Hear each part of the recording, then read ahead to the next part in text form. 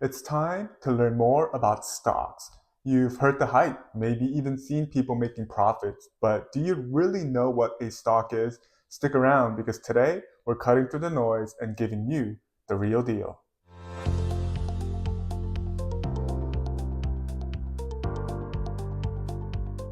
Let's break this down a bit more. Think of a company like a fruit. We'll call it Orange Inc. When you buy a stock, it's like buying a slice of that orange. But what does that really mean? You see, buying a stock gives you ownership, however small, in that company. You're becoming a shareholder, meaning you have a stake in its future. If Orange Inc. performs well, selling more products or launching something new, your share becomes more valuable. That's how you can benefit if the company grows. But why do companies like Orange Inc. issue stock in the first place? It's pretty straightforward. They need cash to grow. Rather than taking out loans, companies may choose to raise money by issuing stock to investors. By issuing stock, companies raise the funds they need for expansion, new product development, or even to pay off debt. In return, you get a chance to share in the company's profits if things go well. Your shares could also lose value if the company doesn't perform as well as expected. Now, let's talk about stock prices. The price of a stock can change frequently. It all depends on how investors feel about the company's future. Again, it all depends on how investors feel about the company's future. If investors believe Orange Inc. is going to hit a home run with a new product, more people want to buy the stock, and that can push the price up. On the other hand, if the company hits some rough patches like losing market share or disappointing sales, investors might sell their shares, and that can lower the price. Essentially, stock prices reflect investor confidence in the company's future. It is important to remember that all investing involves risk, including loss of principal invested. As a shareholder, you're entitled to certain benefits. One of the big ones, dividends. Some companies, especially those that are larger and more established, may choose to pay out a portion of their profits to shareholders as a reward. Dividends, if issued, are typically on a scheduled basis, but it's important to note that not all companies offer them.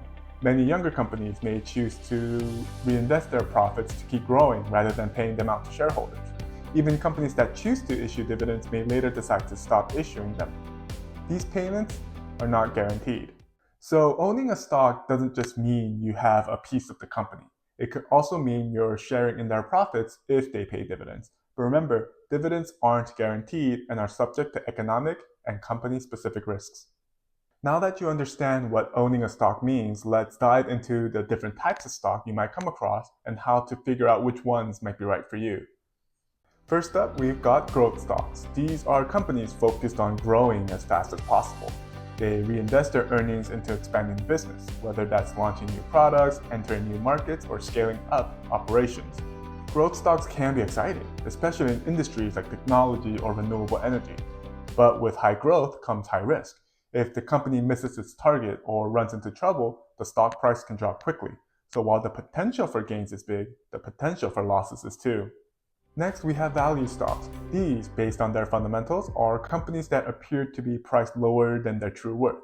The idea is to buy them while they're undervalued with the hope that the market will catch up.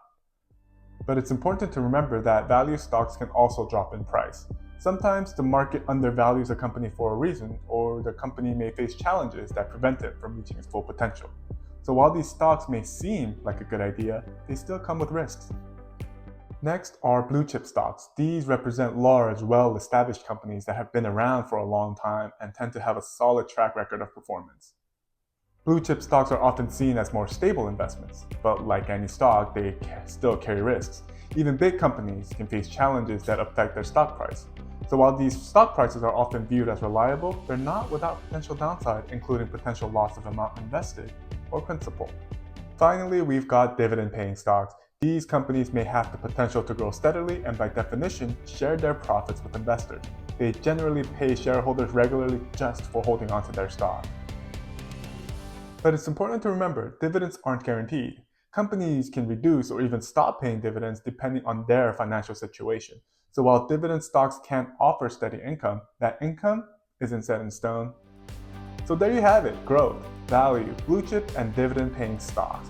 Each type offers something different, whether you're aiming for growth, steady income, or the potential for long-term stability. The key is finding which type fits your financial goals. Before we wrap up, just a quick reminder, this video is meant to educate, not offer specific financial advice. Everyone's situation is unique, so it's always a good idea to talk to a financial professional to find the best approach for you.